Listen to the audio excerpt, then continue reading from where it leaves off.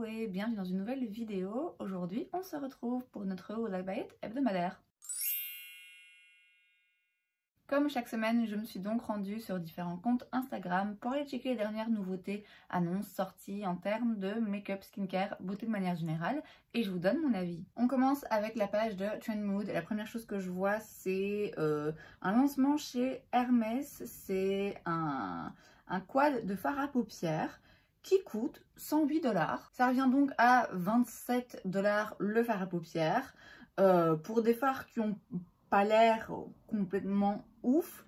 Vu le genre de marque que c'est, le genre de public que cette marque cible, je m'attends pas à des formulations particulièrement intéressantes, ni très pigmentées, ni très lumineuses.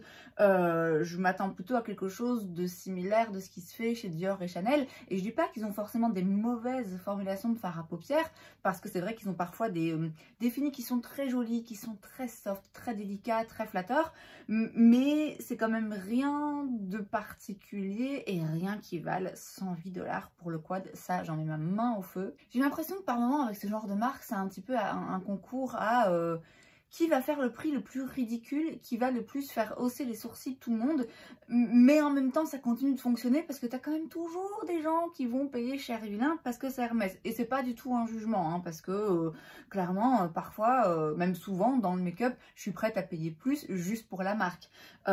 Mais bon, c'est vrai que là c'est pas le genre de marque qui moi me parle particulièrement, notamment parce que voilà, comme je dis, je sais à quel public elle s'adresse et c'est pas moi ce public. Alors on a ensuite un lancement, on l'a déjà vu. On l'a déjà vu, non? Ou alors c'est un autre truc. Bref, c'est une collaboration entre Melt et Disney. C'est la Christmas Time Collection. J'ai l'impression qu'on a déjà vu, si pas cette palette, en tout cas une palette ressemblante où pareil les fards sont disposés de manière un petit peu funky à l'intérieur. C'est non, c'est pas pour moi, vous le savez. Donc je sais pas si c'est un nouveau lancement ou si c'est juste celui qui avait été annoncé il y a un moment. Je m'y perds et le problème en fait c'est que tout finit par se ressembler. Donc clairement j'ai du mal à faire la distinction entre les différents lancements. Bon là, même si en effet c'est celui dont on nous avait déjà parlé il y a un petit moment, on voit la collection dans son intégralité puisque vous avez aussi des produits pour les lèvres, des gels pailletés pour les yeux, un duo de produits crème, blush, highlighter et aussi un sac. Voilà, il n'y a rien qui m'intéresse. Melt, j'ai déjà été curieuse par certains produits, mais pas ceux-là. Ensuite, on retourne faire un petit tour du côté des produits hors de prix, puisqu'on a la collection pour les fêtes chez Westman Atelier. Alors, vous avez des petits kits, en fait, et j'avoue que, bon, ça reste très cher, mais par rapport au prix qu'on a chez Westman Atelier, je dirais que c'est encore relativement raisonnable. En tout cas, le fait que ce soit des sets avec plusieurs produits fait que c'est un peu plus intéressant, mais c'est toujours pas intéressant à mes yeux. Vous avez un petit kit avec 3 sticks, un de contour, un highlight et un blush pour 75 $. Alors, c'est clairement pas donné. C'est des petits formats si je vois bien, donc clairement 25 $ le stick, c'est pas des prix drugstore. Mais de nouveau, par rapport à la marque, c'est plus intéressant, plus abordable que le reste de leur prix. Vous avez un duo de mascara pour 45 $, un noir et un brun. Voilà, c'est toujours pas des prix drugstore, mais c'est un petit peu plus abordable. Après, vous avez aussi un kit avec 3 produits, un blush, un highlighter et un produit pour les lèvres pour 160 $. Donc là, c'est quand même vraiment cher. Et surtout, vous avez la mini petite brush collection pour 350 $. Alors, je ne sais pas s'il y a que les 2 pinceaux qu'on voit sur l'image. J'espère que non, parce que quand même 350 $ pour 2 pinceaux, c'est très cher. Bref, c'est une marque Westman Atelier qui m'intéresse pas plus que ça parce que je trouve que les produits sont vraiment très chers. Je crois savoir qu'ils font de très bons produits, notamment certains sticks qui sont assez intéressants. Mais bon, voilà, je trouve qu'il y a moyen de trouver moins cher ailleurs. Je sais que c'est une marque qui est appréciée, qui est un petit peu niche, qui est particulière, qui n'est pas forcément aussi connue que d'autres. Je suis pas curieuse par cette marque et pas par ces petits sets non plus, même si je vais avouer que certains ont un prix un petit peu plus agréable que d'autres. On reste dans les prix complètement démentiels puisque là on passe à la collection des fêtes chez Dior. Pareil, vous avez plein de petits kits, pareil pour des prix franchement ouais, démentiel, je crois que c'est le mot. Alors vous avez certains qui sont moins chers que d'autres. Je pense pas qu'il y en ait particulièrement qui soient intéressants au point de vue financier, dans le sens où ouais, vous allez peut-être gagner quelques euros, mais je pense pas plus que ça. Vous avez surtout un calendrier de l'Avent à 750 $. Pour moi, ça n'a aucun sens. En fait, ça n'a aucun sens de sortir un calendrier de l'Avent qui est aussi cher parce que vous avez quand même dedans des miniatures. Vous voyez? Donc, quelqu'un qui a 750 $ à dépenser dans un calendrier de l'Avent, il s'en fout un peu d'avoir des miniatures Dior. Il va acheter directement les produits full size. Enfin, je vois pas... Ou alors, vous pouvez pas vous acheter des parfums Dior full size ou des rouges à lèvres Dior full size. Mais alors, de nouveau, est-ce que franchement, vous avez 750 $ à dépenser? Je sais pas. Je trouve en fait ces calendriers de l'Avent dans les gammes très luxe. Je trouve que ça vaut vraiment pas le coup parce que ça s'adresse voilà, à un public qui a 750 $ à dépenser. Mais j'ai l'impression que ce public-là ouais, s'en fout de faire une affaire parce que du coup, vous pouvez y gagner un petit peu parce que vous pouvez tester plein de produits. Enfin voilà, je trouve qu'il y a un décalage en fait. Et il me semble que c'était Chanel l'année dernière, je pense pas que c'était Dior, je crois que c'était Chanel qui avait sorti un calendrier de l'Avent où dedans il y avait des trucs, mais... je veux dire, des morceaux de carton, quoi, vraiment des gadgets, alors que, de nouveau, vu le prix, vu la clientèle à laquelle ça s'intéresse, excusez-moi, mais une lime en carton, pour quelqu'un qui dépense 700 $ pour un calendrier de l'Avent, c'est du vol, quoi. Enfin, voilà, ça m'intéresse pas, hein, quoi qu'il arrive. De toute façon, Dior, c'est pas cruelty free, donc... voilà, même si aujourd'hui je me disais tiens la marque m'intéresse, j'achèterai pas. Il y a certains produits dans la marque qui m'ont intéressé, qui m'intéressent toujours, même si effectivement je sais que je les prendrai pas, mais c'est clairement pas un calendrier de l'Avent à 750 €. Ensuite chez Glossier on a, alors ils disent back in stock, donc je pense que c'est des produits qui ont déjà existé, qui étaient en édition limitée et qui maintenant ressortent. C'est une édition limitée effectivement du Balm.com, donc c'est leur baume pour les lèvres qui revient là dans deux goûts, senteurs, appelez ça comme vous voulez. Le hot cocoa, donc qui goûte le chocolat chaud, et le cookie butter qui goûte donc le cookie. Plus précisément un goût un petit peu spéculose. Alors c'est bon, c'est sympa pour les fêtes, clairement, c'est pile dans le thème. Ça coûte 14 $, donc voilà, c'est raisonnable, on va dire raisonnable. C'est un baume à lèvres, donc c'est pas non plus un produit d'enfer. Mais disons que si vous avez envie d'un petit produit pour les lèvres avec une petite senteur qui vous fait penser un petit peu aux fêtes, voilà, c'est pas non plus abusé. Glossier, c'est pas une marque qui m'intéresse particulièrement. Est-ce que je trouverais ça sympa d'avoir un produit pour les lèvres qui a goût de chocolat? Oui, bien sûr, mais pas assez que pour aller sur le site, commander, etc. Donc ce sera pas pour moi. Chez Made by Mitchell, on a une collection pour l'anniversaire de la marque, les 3 ans de la marque, qui s'appelle Young, Wild and Three Cake. On a un de ces books là avec plein de blushs à l'intérieur. Vous avez 12 blushs pour 41 $99, en sachant qu'il y a 5 nouvelles teintes. C'est clairement, ça vaut le coup, hein, ça vaut le coup parce que, bah ouais, pour eux... on va arrondir 40 $, vous avez 12 blushs, c'est vraiment vraiment intéressant. Maintenant, moi ça m'intéresse pas parce que les couleurs, je sais que je vais pas toutes les utiliser, que je connais pas la formulation et que de base, moi les palettes comme ça pour le teint avec plein de blushs, c'est intéressant, mais je sais que j'y pense moins souvent. C'est le genre de produit, je trouve, qui est très intéressant pour un make-up artiste parce que vous avez vraiment plein de couleurs ici et plein de couleurs intéressantes et qu'on trouve pas forcément ailleurs. Vous avez des liners pour les lèvres, des rouges à lèvres liquides mat, et vous avez aussi des liners métalliques pailletés qui, voilà, sont forcément très jolis, qui, moi, attirent mon regard parce que j'aime bien ce qui brille. Mais je suis pas, de nouveau, pas forcément hyper intéressée par la marque. Donc ce sera de nouveau pas pour moi. Chez Juvia's Place, on a un nouveau produit, c'est le Volumizing Gloss Sticks. C'est donc un genre de produit qu'on voit beaucoup en ce moment. C'est des produits, des baumes glossy très juteux, mais sous format bâton, stick.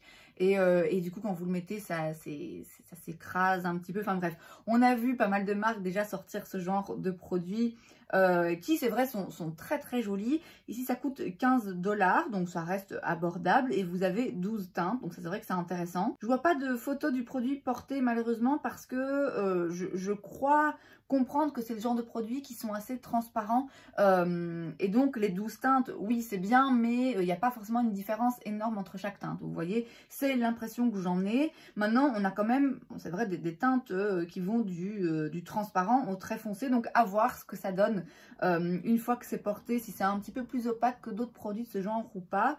Ouais, de toute façon c'est pas quelque chose encore une fois qui m'intéresse. Et chez Pat McGrath on a un nouveau petit kit pour les fêtes, c'est le Mini Nude Venus Lip Trio Matte Trance Edition. Vous avez donc un mini rouge à lèvres mat, un mini crayon à lèvres et un mini gloss. Le tout dans des teintes nude, très facilement portable par tout le monde, un peu passe-partout, enfin voilà, vraiment un bon nude classique qui a priori voilà va se porter facilement.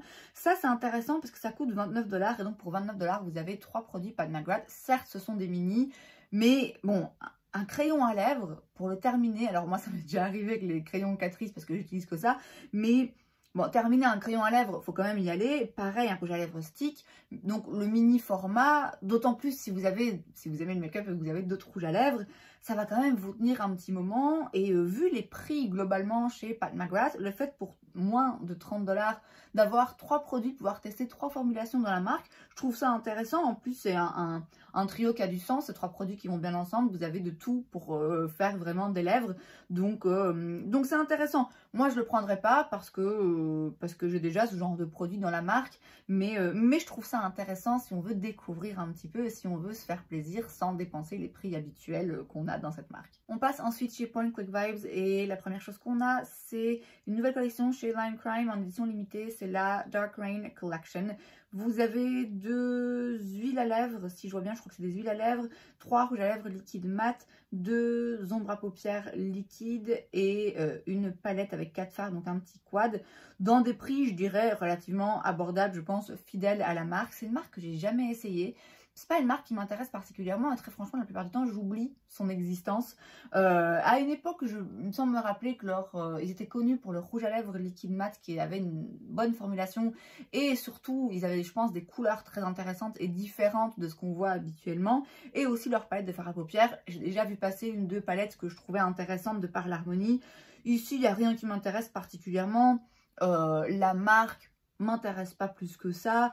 Aucun produit la sort du lot d'après moi. Ensuite chez About Face on a un nouveau produit, c'est le Smoke Sticks. Ça coûte 17 $ et en fait c'est un produit pour les yeux double embout.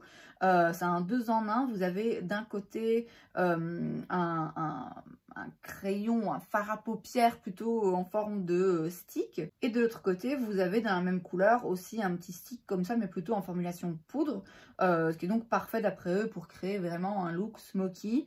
Ça existe en 6 teintes si je vois bien. C'est intéressant, c'est intéressant. Je serais curieuse de voir l'embout là qui est un petit peu, qui est censé être la texture poudre. De voir comment concrètement ça fonctionne, de voir comment concrètement les deux se superposent et se travaillent ensemble. Ça peut être intéressant, hein, toujours ce genre de produit 2 en 1. Pour vous faciliter la tâche, pour que ce soit plus facile à emporter, pour moins se prendre la tête. Moi voilà, j'aime bien me prendre la tête quand je fais mon make-up, donc ça m'intéresse pas. Il n'y a pas de couleur là que je trouve particulièrement intéressante. Je suis curieuse sur certains produits de la marque, et encore pas plus que ça fait pas exception ici. Ensuite chez Huda Beauty on a une nouvelle collection, c'est la Pretty Grunge. Alors, on a un petit duo rouge à lèvres liquide mat et crayon à lèvres noir. Ça, j'ai déjà, c'est vrai que c'est intéressant à avoir, je trouve, dans sa collection. Vous avez aussi, en édition limitée, un Silk Bomb, donc c'est leur baume à lèvres, là, un petit peu gloss comme ça. Pareil, noir. Je me demande si c'est noir très opaque ou noir un petit peu léger. Vous avez aussi un petit kit avec 4 rouges à lèvres liquides mat. Vous avez un blush gloss, donc à mon avis c'est un blush en crème, mais vous voyez un petit peu collant comme ça, qui réagit au pH de la peau, donc il a l'air gris dans le packaging, en fait il ne l'est pas. Et vous avez bien évidemment une palette. Chaque année environ à la même époque, elle sort une palette comme ça avec 18 fards. Qui sont souvent très jolies, elles sont bien faites, et là ça fait pas exception. C'est joli, c'est plaisant à regarder, c'est une jolie harmonie de couleurs, il y a des jolis fards dedans. C'est clairement dans le thème hein, de ce qu'on voit en ce moment. On voit vraiment beaucoup de gris, beaucoup de froid, de bleu. Bon là, il n'y a pas de bleu, mais ça tire de nouveau vers le côté comme ça, un petit peu plus sombre, un petit peu plus grunge. Ça porte bien son nom. Maintenant, on ne peut pas dire que ce soit une palette très spéciale. Si je la compare à celle que Natasha Denona a sorti récemment, je trouve que chez Natasha Denona, on a beaucoup plus un parti pris de « ok, je vais faire du gris ».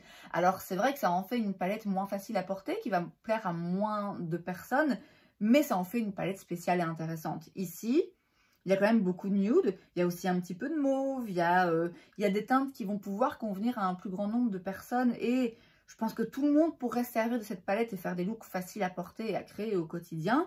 Mais c'est vrai que du coup, c'est un peu plus passe-partout. Alors, je dis pas que c'est mal d'avoir des palettes passe-partout, parce que, bah, de nouveau, ça se vend, et c'est quand même ça leur but. Mais voilà, c'est vrai que, bon, de mon point de vue, c'est moins intéressant, et je doute pas du fait que si j'avais en magasin et que je touchais certains fards, je me dirais, waouh, c'est des textures intéressantes, des finis qui sont jolis, pailletés et tout, vraiment très beau. Mais il n'y a pas... Il n'y a pas de couleur, ni d'harmonie de couleur là où je me dis waouh, ça c'est neuf, c'est unique, j'ai pas déjà et ça m'intéresse. À la limite, je trouve le baume à lèvres là noir beaucoup plus intéressant et curieux, je dirais, que cette palette qui voilà, est une énième réédition de palette qu'on voit depuis des années. Mais la collection est sympa, c'est toujours bien travaillé, bien pensé chez Huda Beauty. Et j'ai envie de vous dire, c'est clairement dans le thème de ce qu'on voit en ce moment. Donc je doute pas que ce sera une réussite, mais ouais, moi, clairement, ça m'intéresse pas. Ensuite, chez Peripera, on a la Hep Grey Collection et on est de nouveau dans des tons très froids. Bon, alors pareil, c'est moins gris que ce qu'a sorti Natasha Denona et c'est moins foncé et moins grunge que ce qu'a sorti Huda. Là, on est dans des tons quand même un petit peu plus, certes, froids, mais plus nude. Ce qui n'est pas étonnant, hein, puisque Peripera, c'est une marque coréenne il me semble, donc clairement on va toujours être vers des trucs un petit peu soft et discrets. Donc vous avez des nouveaux teintes de produits à lèvres qui existent déjà et donc une petite palette là où vous avez 8 fards. J'ai déjà essayé quelques produits dans la marque Peripera et ils ont des produits qui sont sympas, ils ont des prix je veux dire abordables, c'est pas les moins chers mais ils exagèrent pas non plus. La palette est mignonne. De nouveau, je peux pas dire que ce soit quelque chose de complètement inédit et waouh, qui m'intrigue et où je me dis ça c'est différent, j'ai pas déjà 1000 fois là derrière. Mais c'est joli et encore une fois, bah ouais, clairement, ils sont dans le thème. Hein. Et enfin, on termine avec une collaboration entre Glamlight et Nightmare on Elm Street. Vous avez des produits pour les lèvres, vous avez des pinceaux, un trio de blush. C'est du blush, waouh, c'est intense. Et vous avez deux petites palettes, de nouveau dans des tons très intenses, très grunge. Mais alors là, c'est poussé vraiment à l'extrême. Vous avez une petite palette donc avec 10 fards et des teintes plutôt rouge, bordeaux, sombre. Et l'autre palette, toujours 10 fards, mais là des teintes plutôt... verte, bleue, brune, mais de nouveau hein, très foncé, très pas coloré, hein, c'est pas des teintes hyper flash, hein, vous voyez la photo de toute façon, c'est vraiment du sombre, du grunge, de nouveau ce qu'on voit un petit peu en ce moment, mais là comme c'est souvent le cas chez Glamlight, voilà, vraiment de nouveau on a un parti pris et eux ils prennent un risque hein, différent de chez Huda.